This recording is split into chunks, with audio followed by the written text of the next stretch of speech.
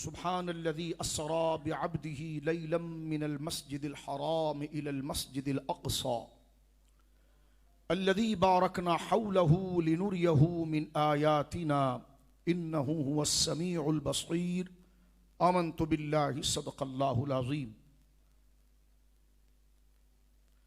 وفي موضع الآخر ثم دنا فتدلى فكان قاب قوسين أو أدنى فأوحى إلى عبده ما أوحى.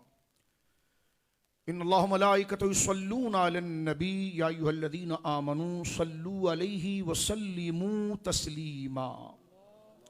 محبت سے درود پاک. اللهم صل على سيدنا وحبيبنا ومولانا محمد طب القلوب ودوائها وعافية الأبدان وشفائها ونور الأبصار وضيائها وعلى آله وصحبه وبارك وسلم صلاة وسلاما عليك يا سيدي يا رسول الله.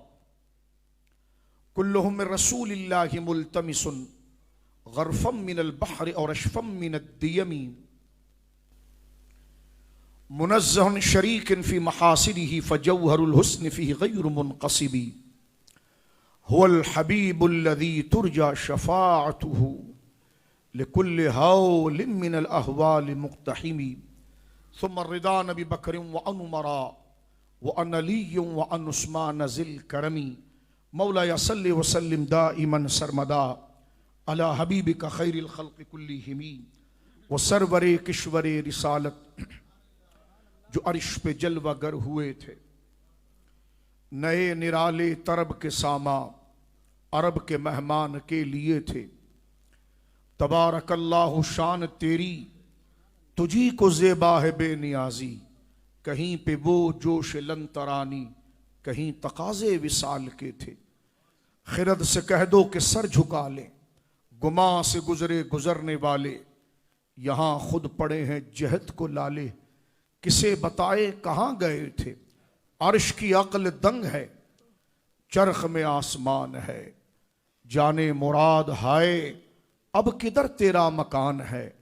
وہ جو نہ تھے تو کچھ نہ تھا وہ جو نہ ہوں تو کچھ نہ ہو.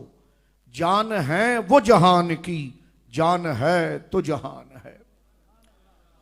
اللہ کی حمد و ثنا نبی محترم صاحب التاج والمعراج والبراق والعلم سید العالمین سید الانس والجن سید الاولین والآخرین جناب رسول مکرم صلی اللہ تعالی علیہ وعلا آلہ وصحبہ وبارک وسلم کی بارگاہ میں انتہائی محبت و عقیدت سے درود و سلام پیش کرنے کے بعد تمام تعریف اللہ وحدہ لا شریک کے لیے ہے.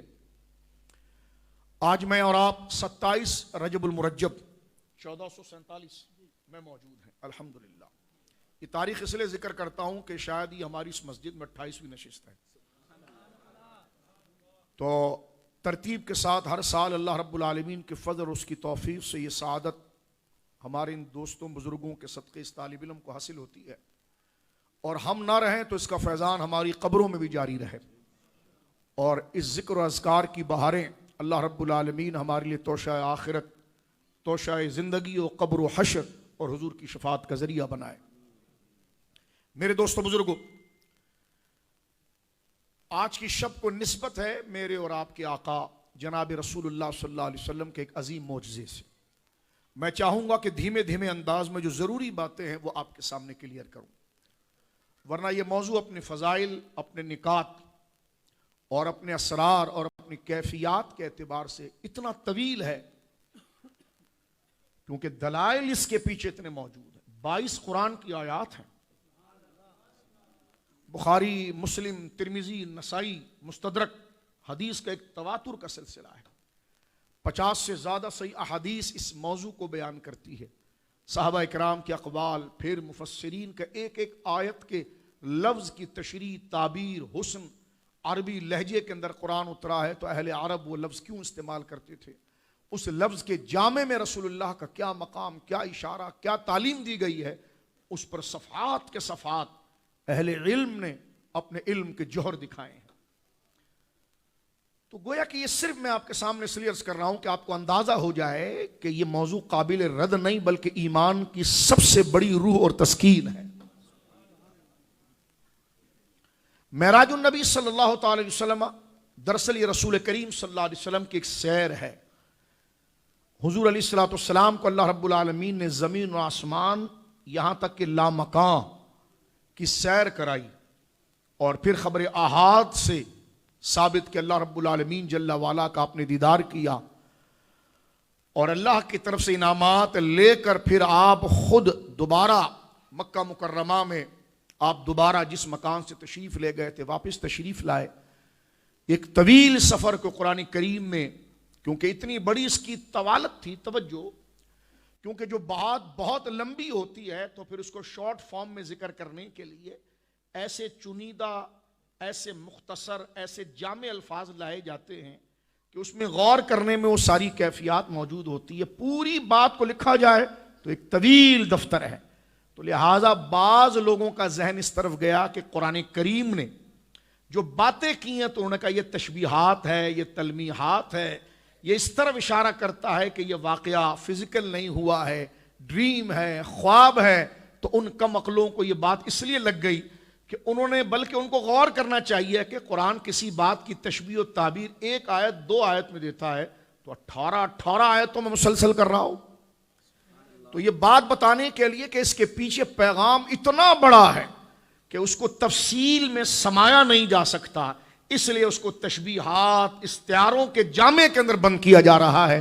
اور آپ جانتے ہیں کہ جہاں معنی آگے نکل جائے، کیفیت آگے نکل جائے، الفاظ اس تک اپروچ نہ کریں تو وہاں تشبیہ لائی جاتی ہے، وہاں تلمیح لائی جاتی ہے۔ تو لہٰذا قرآن مجید فرقان حمید نے جناب رسول اللہ صلی اللہ علیہ وسلم کی معراج کو جہاں تشبیہ اور استعاروں سے بیان کیا ہے، اس کا یہ مقصد نہیں کہ یہ خواب میں ہوا ہے، بلکہ اس کا صحیح مقصد یہ ہے کہ اس کے پیچھے پیغام اور حقیقتیں اتنی پھیلی ہوئی ہیں کہ اس کو لفظوں میں جمع نہیں کیا جا سکتا، یا جمع کیا جائے تو اس کے ایک لمبا دفتر چاہیے۔